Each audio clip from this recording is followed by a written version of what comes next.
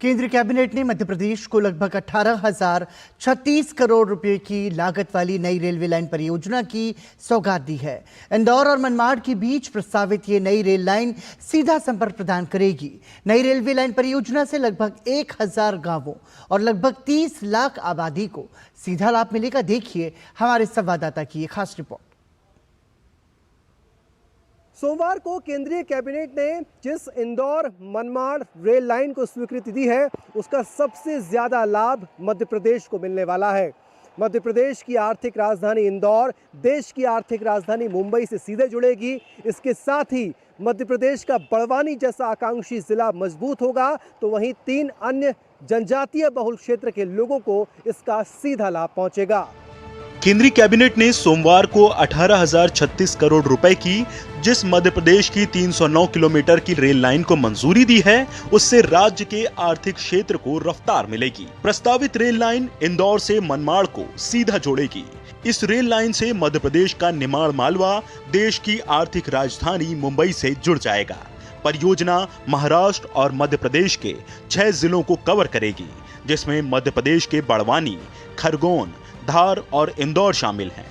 बड़वानी जिला एक आकांक्षी जिला है।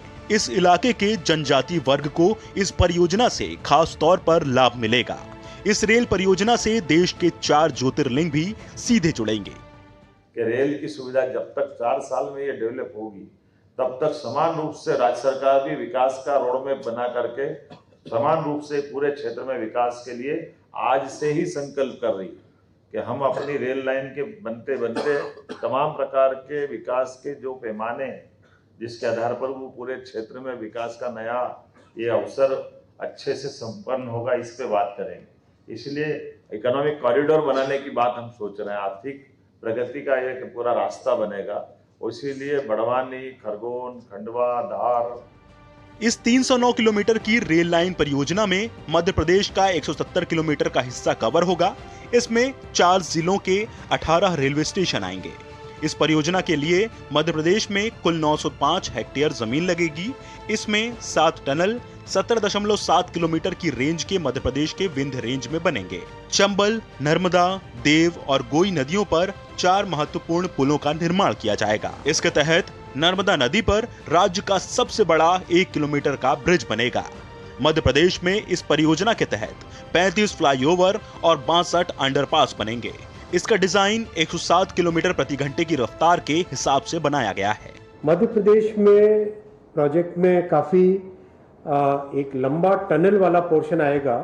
करीब 17.7 किलोमीटर की टनल्स रहेगी मध्य प्रदेश में, और विंध्य के पहाड़ हैं, नदियां हैं खूब सारी।